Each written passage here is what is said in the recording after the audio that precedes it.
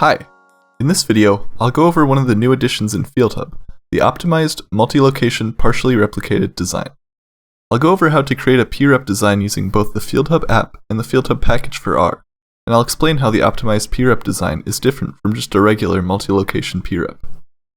Suppose we want to run an agricultural field trial consisting of 270 entries or breeding lines across 5 locations.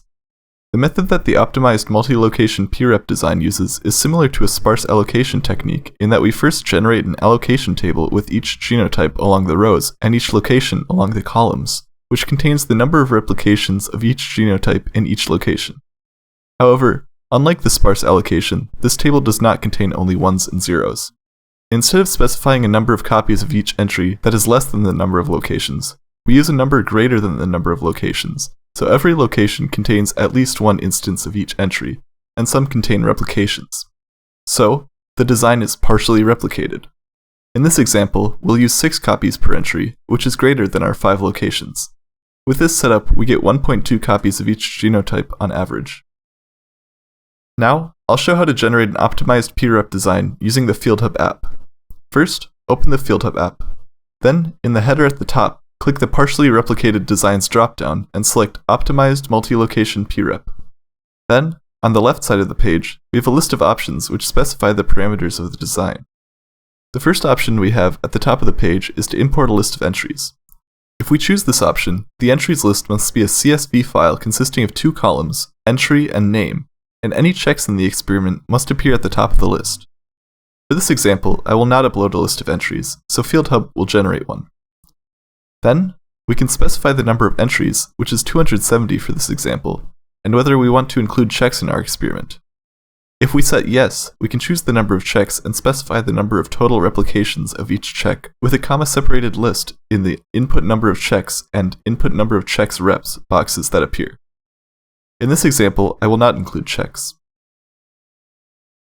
After this, we can set the number of locations in our experiment, which is 5 for this example. Next to the number of locations input, we have a box to select which location is displayed once we run and randomize this experiment. Below this, we specify our number of copies per entry, which in this example is 6, as it must be a value greater than the number of locations. The FielDHub app will only give valid options in the dropdown here, so we only have values greater than 5 and less than 10 to select from. Next, we can specify a random seed so that the experiment randomizes consistently across sessions. If you make a design, and then you need to replicate that design on a different computer, you can ensure that you get the same randomization both times if you use the same random seed. Below this, we can customize the experiment with the experiment name as prep example, starting plot number and location names, which can be given in a comma-separated list for multiple locations. For example, for the plot number, we'll set 1, 1001, 2001, 3001, 4001, and for the location names, A, B, C, D, and E. Once we've specified the parameters for our design, hit the Run button and FielDHub will generate an allocation table based on those parameters. Then, in the right side, we see the allocation table with each entry in a row and each location in a column. Ones indicate that the genotype in that row is in the location corresponding to its column only once, and 2s indicate that it is replicated twice. We can copy, print, and save the table to Excel with the buttons at the top. After generating the allocation matrix, we still need to randomize the design. At the top of the output region, we can select the dimensions of our field, with options generated based on the number of plots in our experiment. If users are restricted in field area, it may be necessary to use different dimensions in different locations. New in the FielDHub app, there's an option to implement this feature, which we can access by checking the Set Different Dimensions Across Locations box, which changes the Select Dimensions drop-down box to a button, which opens a pop-up window where we can set each dimension for each location. Once we set the dimensions for the field, hit Randomize. Then, on the Randomized Field tab, we can see the layout of the plots in a field of our specified dimensions. Each cell contains the number of the entry that is in that plot, with the checks being in the various colored cells. Like the allocation table, there are buttons at the top to copy or save to Excel. The next tab, Plot Number field, shows our field layout with respective plot numbers in each cell, starting from our input starting plot number, and following the plot order layout we specified, which is serpentine in our case. This tab also has buttons to copy and save to Excel.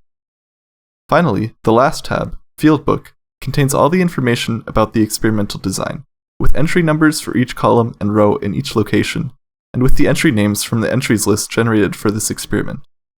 You can save the field book as a CSV with the Save Experiment button at the bottom of the input panel. We can create an identical experiment using the FielDHub package for R.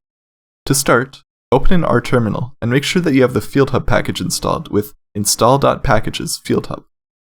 Then, we can use the multi-location prep function from the FielDHub package to create an optimized multi-location prep design. We'll assign the output of this function to an object called multiloc prep. The first argument, lines, is the number of genotypes or breeding lines in our experiment, which is 270 in our case. The next two arguments are n rows and n cols, which specify the dimensions of our field by number of rows and number of columns respectively. If we want to set different dimensions for each location, we can enter them in a vector, with the first element applying to the first location, and so on. Next, the argument L specifies the number of locations in our experiment, which is 5 for this example. Next, we can specify the number of replications with copies per entry, which is 6 for us. There are additional arguments for customization as in the app, such as experiment name for experiment name, location names for location names, and seed for a seed number. Further reference is available in the documentation for FielDHub. Once we enter our arguments for the function, hit enter.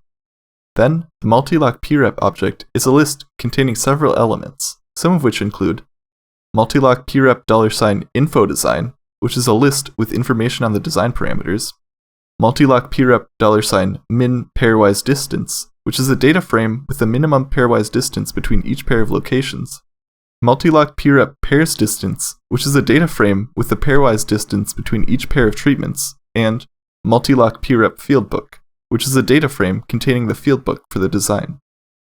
Further reference about the other elements in the multiloc prep object is available in the documentation for FielDHub.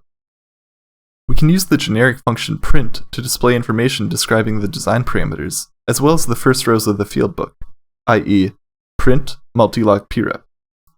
We can also use the generic function plot multiloc prep to plot the first location's layout. Users can plot other locations' layouts by passing the argument L.